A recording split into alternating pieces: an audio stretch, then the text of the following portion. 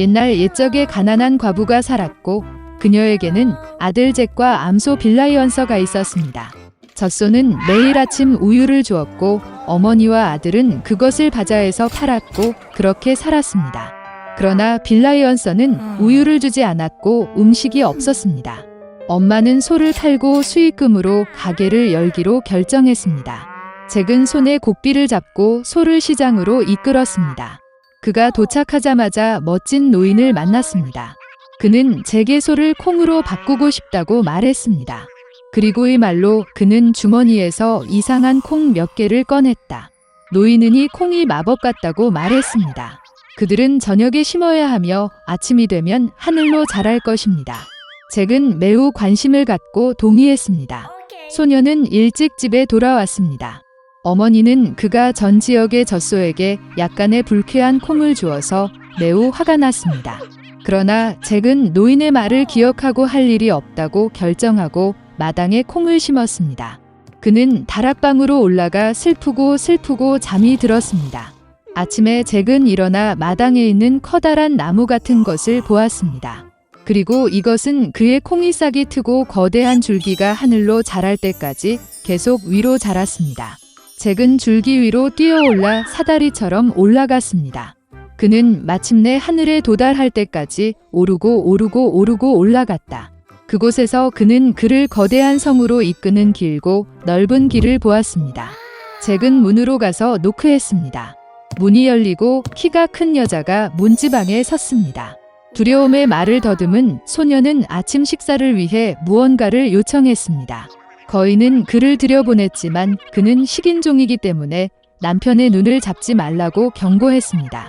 그녀는 잭을 부엌으로 데려갔습니다. 그러나 그가 아침 식사의 절반을 먹을 시간을 갖기 전에 갑자기 집 전체가 누군가의 계단에서 흔들렸다. 소녀는 당황하지 않고 즉시 용광로에 뛰어들었습니다. 그리고 바로 그 순간 식인종이 방에 들어왔습니다. 글쎄, 그는 산만큼 컸다. 식인종은 거대한 상자에서 금 가방 2개를 꺼내 앉아 동전을 세었습니다. 그는 세고 마침내 고개를 끄덕이고 코를 골기 시작했습니다. 그런 다음 잭은 천천히 오븐에서 나와 식인종을 지나서 금을 한 봉지 집어들고 콩줄기로 달려갔습니다. 그는 자루를 내려놓고 줄기를 아래로 내려가 마침내 자신의 집에 도착했습니다. 잭은 자신에게 일어난 모든 일을 어머니에게 말하고 금 가방을 건네주었습니다. 그들은 가방에 있는 돈으로 살기 시작했습니다. 그러나 결국 자루는 비어 있었고 잭은 콩나무 꼭대기에서 한 번 더 행운을 시험하기로 결정했습니다. 어느 좋은 아침 그는 일찍 일어나 콩나무에 올랐다. 식인의 아내는 거대한 성의 문턱에 섰다. 그녀는 남편이 마지막으로 금 가방을 잃어버렸기 때문에 그를 들여보내지 않겠다고 말했습니다. 하지만 똑같이 그녀는 불쌍한 소년을 불쌍히 여겼고 그를 성 안으로 들여보냈습니다. 갑자기 거인의 발소리가 들렸고 잭은 다시 용광로에 숨었습니다. 식인종이 들어가서 아내에게 황금알을 낳는 암탉을 가져오라고 했습니다. 거인이 가져왔고 5억 원은 닭에게 낳으라고 명령했고 그녀는 황금알을 낳았습니다. 기뻐하는 거인은 고개를 끄덕이고 코를 골기 시작했습니다. 그런 다음 잭은 오븐에서 나와 황금 닭을 잡고 콩나무로 달려갔습니다. 소녀는 집으로 돌아왔습니다. 그는 그의 어머니에게 멋진 닭을 보여주었고 그들은 황금알을 팔기 시작했습니다. 그러나 곧 이것이 충분하지 않다는 것이 잭에게 보였다. 그리고 그는 다시 콩줄기 꼭대기에서 그의 운을 시험하기로 결정했습니다. 이번에는 소년이 창문을 통해 성 안으로 들어갔다. 그는 구리 가마솥에 뛰어들어 숨었습니다. 식인종과 그의 아내가 방에 들어갔다. 거인은 소년의 냄새를 맡았고 그들은 서둘러 오븐에서 그를 찾았다.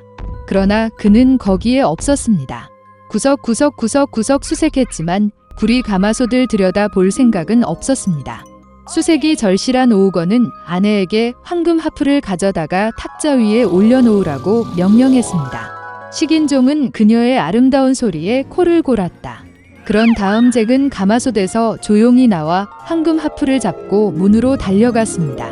그러나 하프는 큰 소리로 연주되고 식인종을 깨웠습니다. 잭은 머리를 쭉 뻗어 콩나무 위로 뛰어내렸고 거인은 추격 중입니다. 잭은 집으로 내려가 어머니에게 도끼를 들고 외쳤다.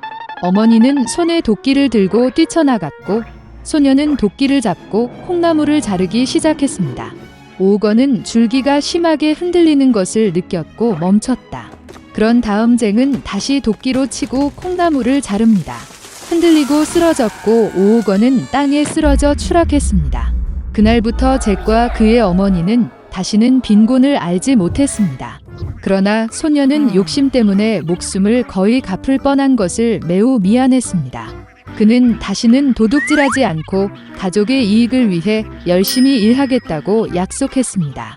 옛날 옛적에 세 아들이 있는 늙은 밀러가 있었습니다.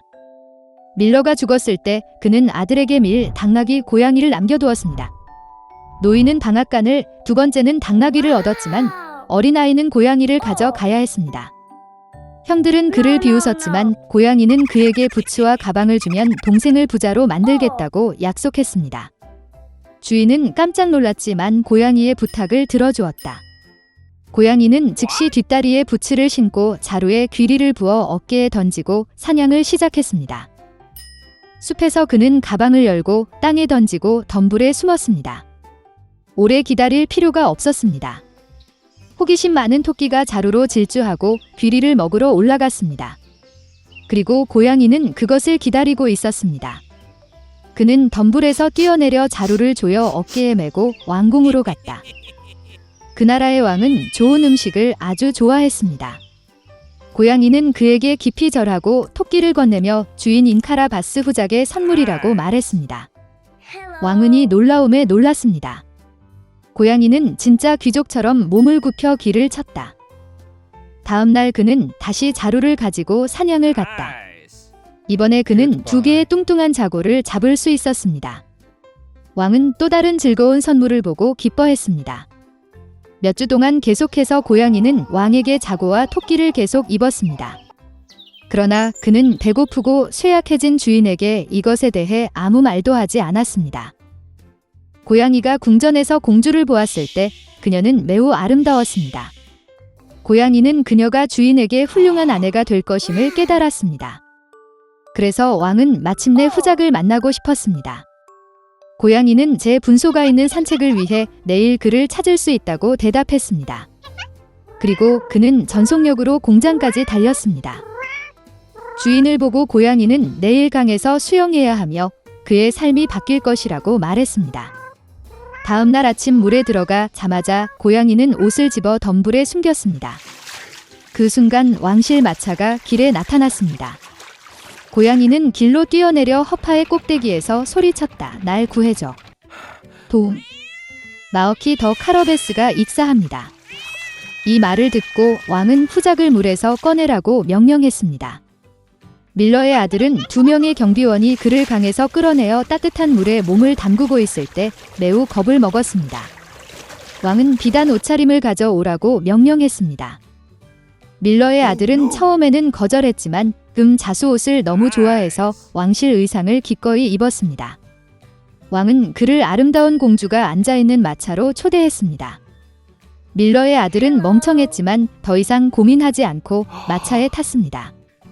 1분 후 마차는 거대한 성에서 살았던 거인 식인의 소유였던 들판과 초원을 지나갔다.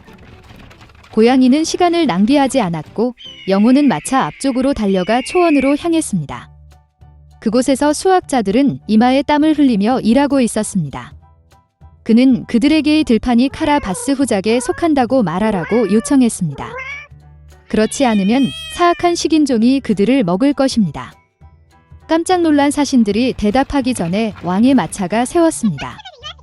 왕이 그들이 누구의 초원인지 물었을 때 그들은 이 들판이 카라바스 후작에 속한다고 친절한 합창으로 대답했습니다.